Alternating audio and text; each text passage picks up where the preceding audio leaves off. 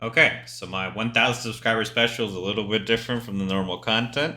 It's going to be a paper on the Reichswehr to the Wehrmacht that I wrote, and I'm now giving to you guys. I would love to hear your guys' comments on what you think of this.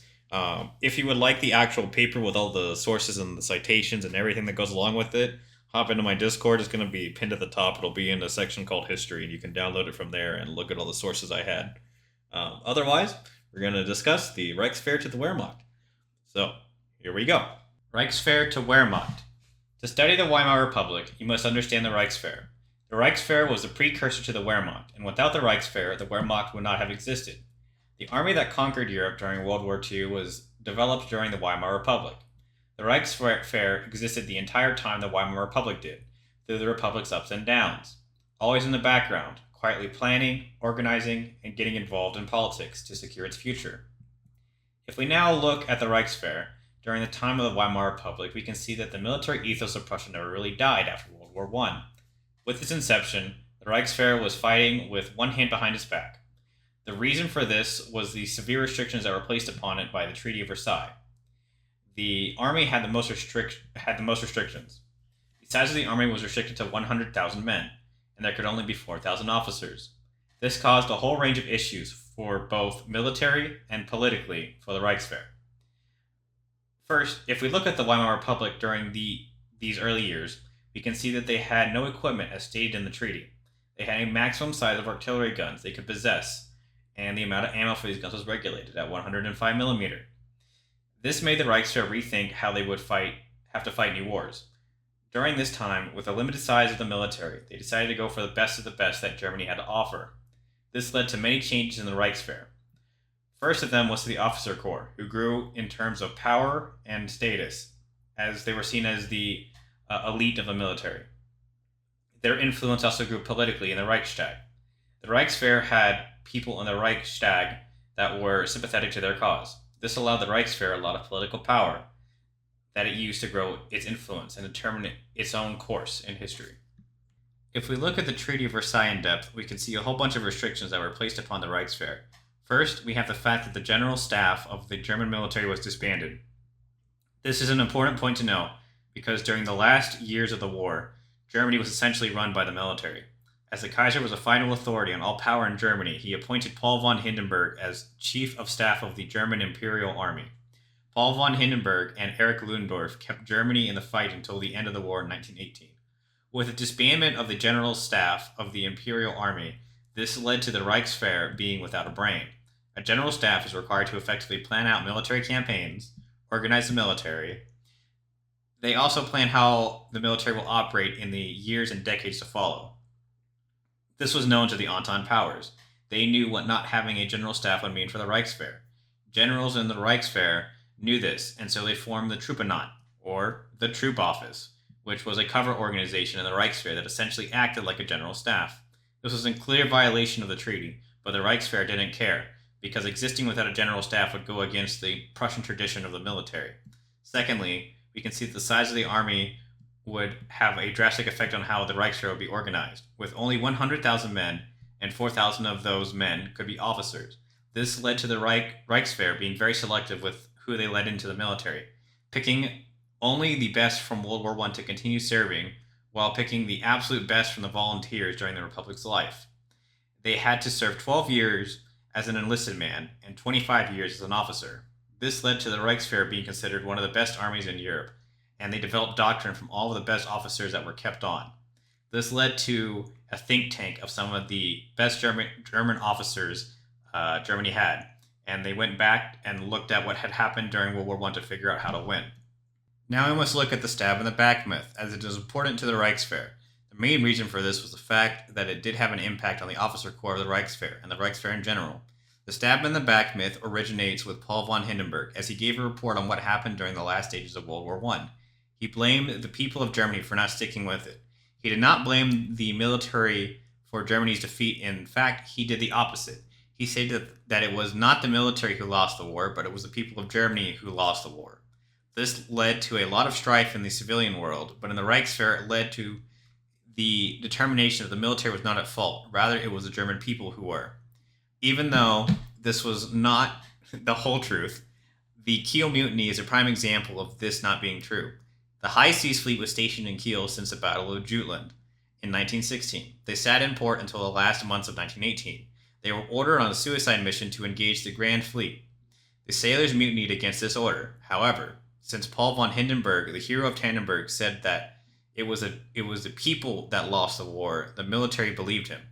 This led to the myth that the German military was still undefeated.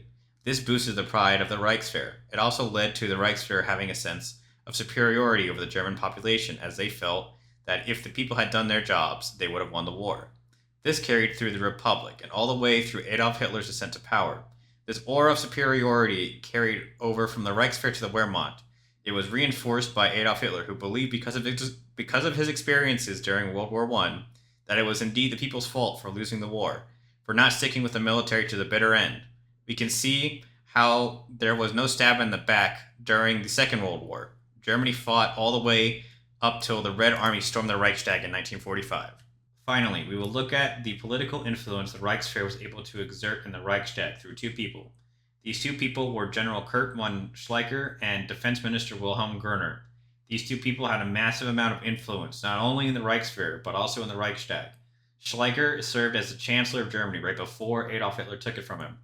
Görner was the Defense Minister of Germany and also served as the German Chief of the General Staff right after World War I. Wilhelm Görner served with the legendary Paul von Hindenburg during the First World War. This allowed him to develop a personal relationship with him. This would become useful for him as Paul von Hindenburg in 1925 became president of the Weimar Republic.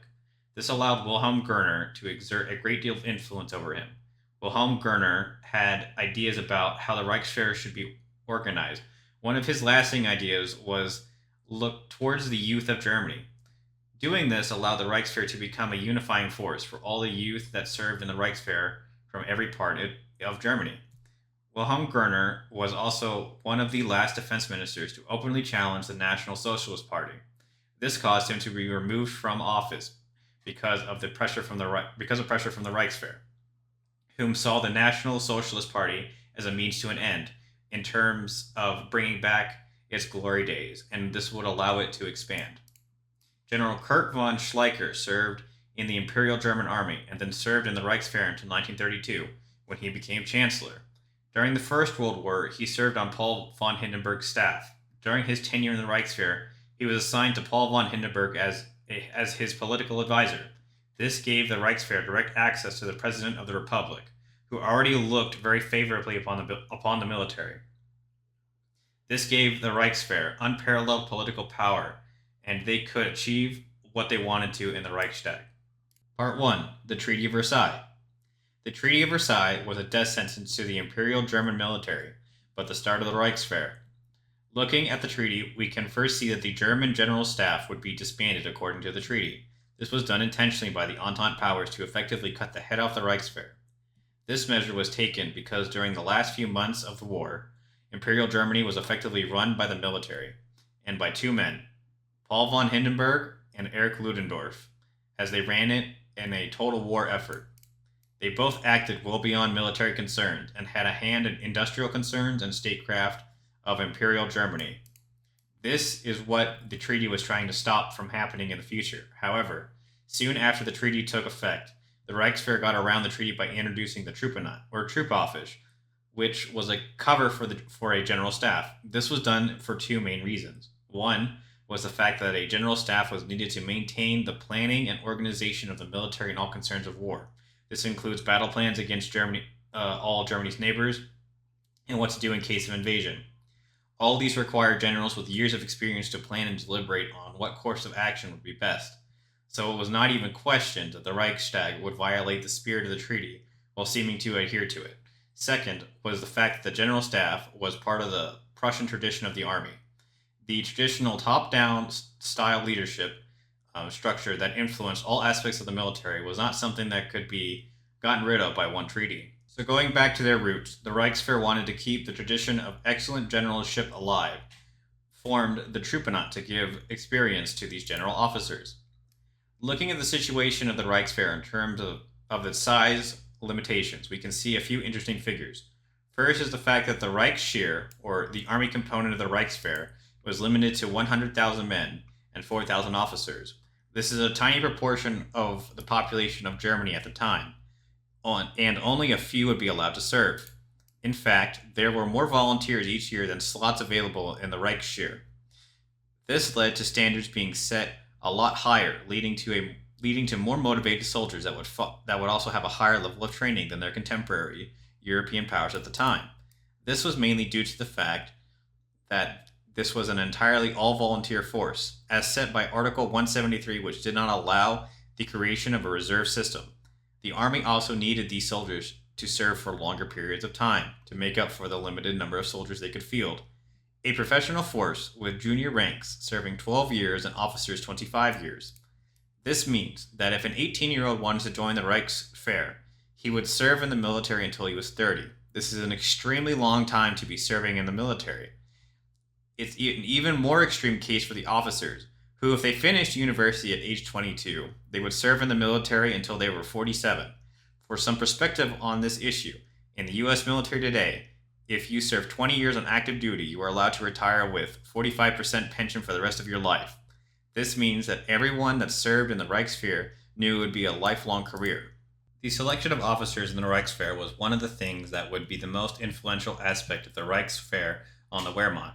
First, we must look at the fact that there were more than 4,000 officers serving in the German Imperial Army in 1918, and most had to be let go to fulfill the treaty. This means the Reichswehr had to pick the absolute best of the best from the First World War veterans to retain. Erwin Rommel was one such example of a World War I veteran that was retained in the Reichswehr. Retained as one of the 4,000 officers required for the Reichswehr, Rommel was assigned to the Infantry Regiment 13 as a company commander. Erwin Rommel was one of very few to be awarded the, and I'm sorry for the pronunciation, the Pour le Mérite for his action during the First World War. He would go down on to write his famous book in the Reichswehr about infantry tactics. This book is now famous for its emphasis on focusing on the attack. This was all learned by him during the First World War, where German stormtroopers were the tip of the spear in any attack and were meant to break the line. The Reichswehr placed great emphasis on the standards of officer candidate education. Only the best line officers, alongside selected general staff officers, served as instructors, and the infantry school was the most important of the branch schools. This shows us that the Reichswehr was reforming itself during the Weimar Republic into a fighting force that had learned from its mistakes during the First World War. One thing we have to keep in mind is, more than any other factor, control of officer selection and education for the Reichswehr after World War I determined the character of the new German army. This is an important factor, as many of the medium to high level officers that would go on to serve in the Wehrmacht during the Second World War would be trained in the Reichswehr. The training they received in the Reichswehr would be the basis of their tactics in the Second World War. This also includes their education and what it means to be a German officer in the Reichswehr. For example, excellence was expected at every level. You were to be seen as the best of the best. You were not allowed to be a failure, and to be in the officer corps. This instilled loyalty to the military and an adherence to strict discipline, with an emphasis on not to question your higher leaders, as you would expect them to be the best of the best as well. If they were the best Germany had to offer, who were you to question their orders? Part 2. The stab in the back myth. Now we must look at the stab in the back myth, as it is important to the Reichswehr. The main reason for this fact is that it did have an impact on the officer corps of the Reichswehr, and the Reichswehr in general. This would linger long after the Reichswehr was dissolved and became the Wehrmacht.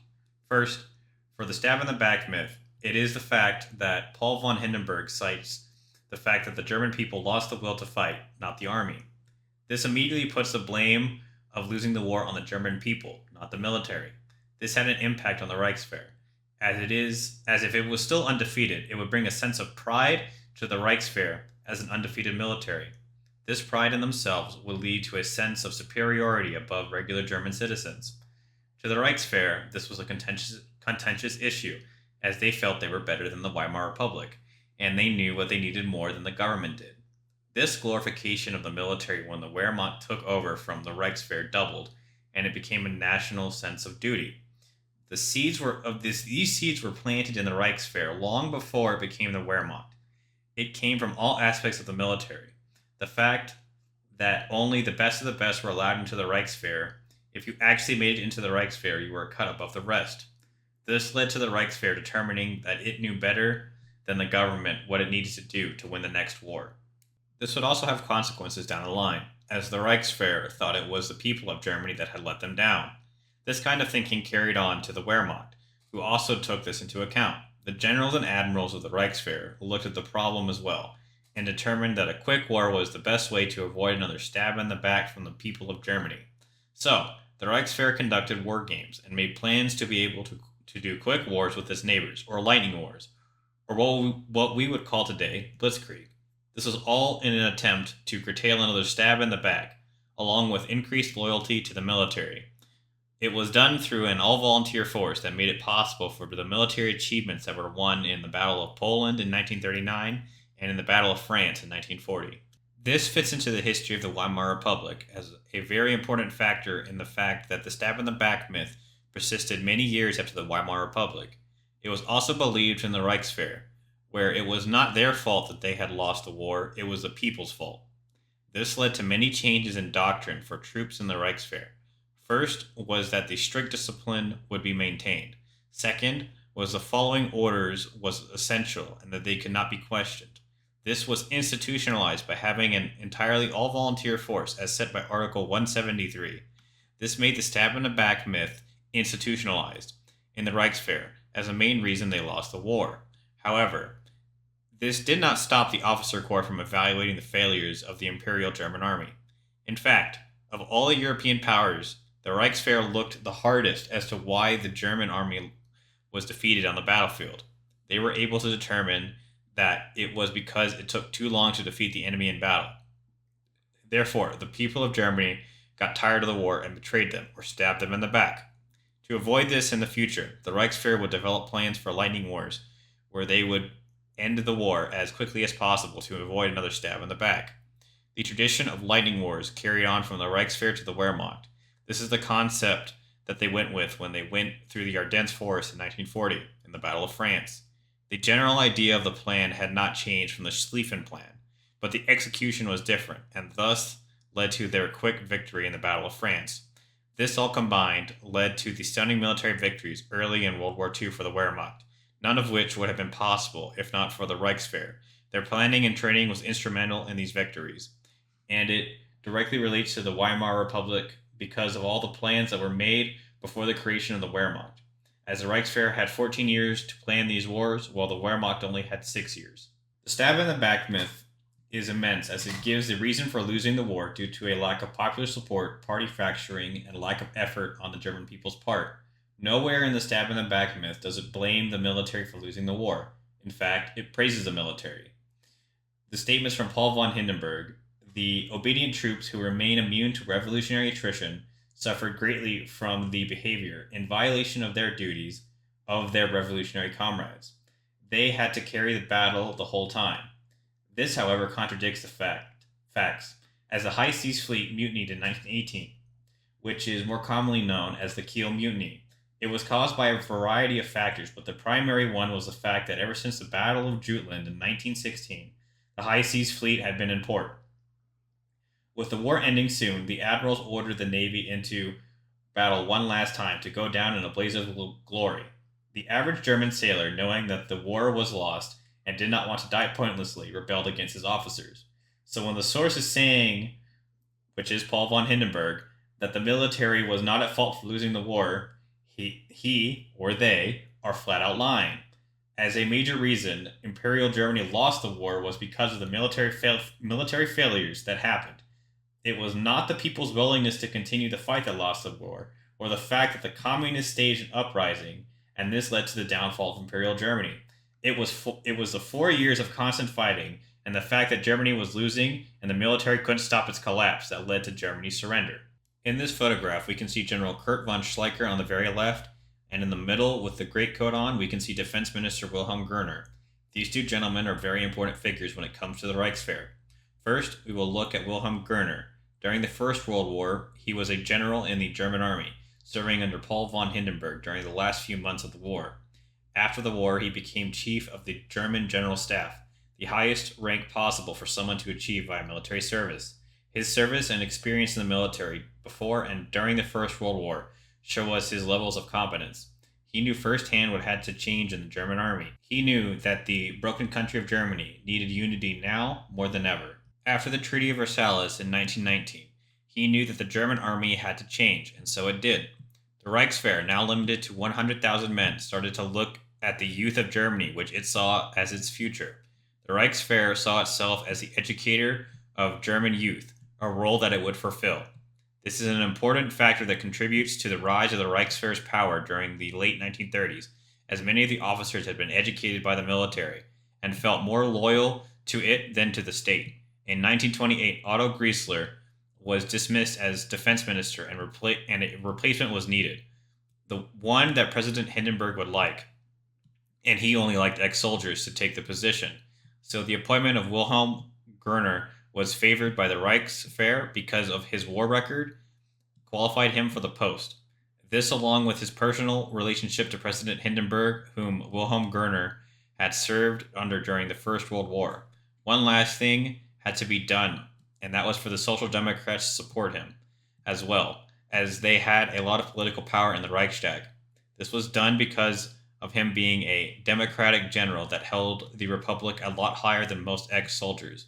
In January of 1930, Wilhelm Gerner issued orders to the Reichswehr to take the same actions they would against the communists to the Nazi Party. The army would always defend the state against the communists. Of that, there was no doubt. The problem was, as many officers saw it, the National Socialist Party, they saw as a national party that could unite the people. In 1920 and in 1923, the Reichswehr had shown itself to be more in favor of these groups that claimed to represent the national idea. This made Wilhelm Gerner worried, as if the army had this sentiment back then, it could still have it in the 1930s. He was worried that the bulk of the officer corps would be seduced by the National Socialist Party, away from the idea of a state, where the loyalty of the Reichswehr would be to the state, not to itself. This felt at odds with most of the higher echelons of the Reichswehr in the officer corps. This led to a falling out between the Reichswehr and Wilhelm Gerner, which led to his eventual removal from office. If we now take a look at the officer corps of the Reichswehr, we can see a few interesting details. With the limited size of the officer corps as set only at 4,000 members, as set by the Treaty of Versailles, many of the officers were serving in 1918 had to give up their commission. This made a lot of officers who were forced to retire permanently disaffected with the Weimar Republic.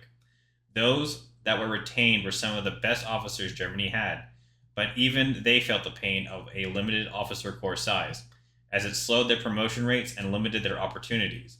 With these factors combined, it is easy to understand why military leadership would be dissatisfied with the Weimar government. They would be willing to work with people that promised to rebuild it to its once legendary status. In 1932, Wilhelm Gerner was forced out as the defense minister by pressure from the Army Chiefs of Staff. This was done as he was an obstacle in the way of the Reichswehr to gain a political ally by working with the Nazi Party. Now, General Kurt von Schleicher was a general in the German Imperial Army and served throughout World War I as a general. During this time, he came to be on Paul von Hindenburg's staff. This let him and Hindenburg develop a personal relationship that would flourish in later years after the First World War.